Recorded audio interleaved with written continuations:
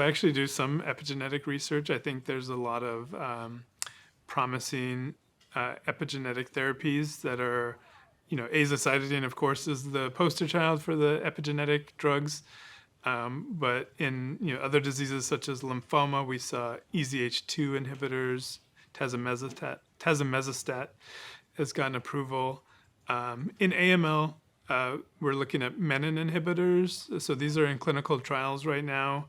But menin is a protein that interacts with MLL. So again, if you're looking at the genetics or chromosomal abnormalities of AML, MLL rearrangements are one of the poor prognostic factors. And so this drug blocks the interaction of menin with MLL and reverses the leukemia phenotype, the aggressiveness of the leukemia. So they're now expanding the use of menin inhibitors to other subtypes of AML, such as if you have a NPM1 mutation or even other patients that don't have specific genetic abnormalities. And so there's several of these in the clinical trials, and they're showing between high 60% response rates in patients that are refractory to other treatments. So I think that's very promising, and we're investigating one of these menin inhibitors again with 60% response rates. That's great, but we think we could do better. So we're looking at different combinations. And then we still do need new drugs, even though we just talked about, we have a lot of options.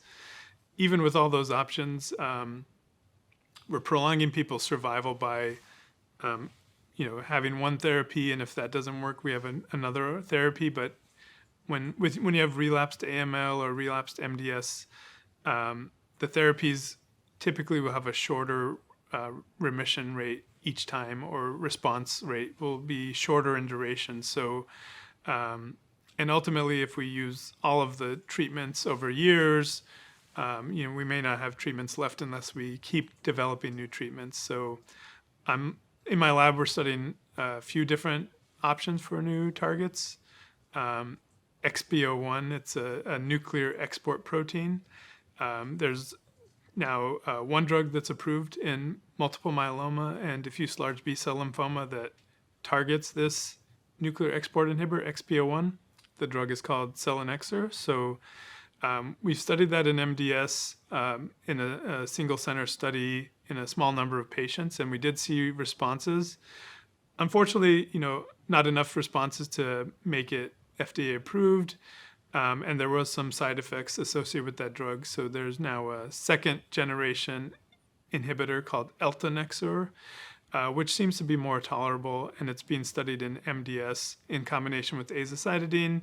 It's also being looked at post-transplant, as we discussed. So it's still an investigational drug, and one of the things we study in my lab is how exactly does XPO1 function in MDS and AML? Is there pathways that it's working on that we can target, again, in combination with just looking at the XPO1 inhibitor?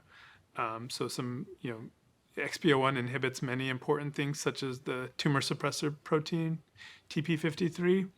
So we're looking at different ways to target P53 with XPO1 inhibitors and other drugs. And we recently published that XPO1 inhibitors combine well with Venetoclax, a BCL2 inhibitor, which is used in many hematologic malignancies. So that could be another therapy. Again, we look in the lab mainly at preclinical models, but if they're successful in those preclinical models, we think that may help identify the best combinations to use in clinical trials so that we can have the highest chances of success.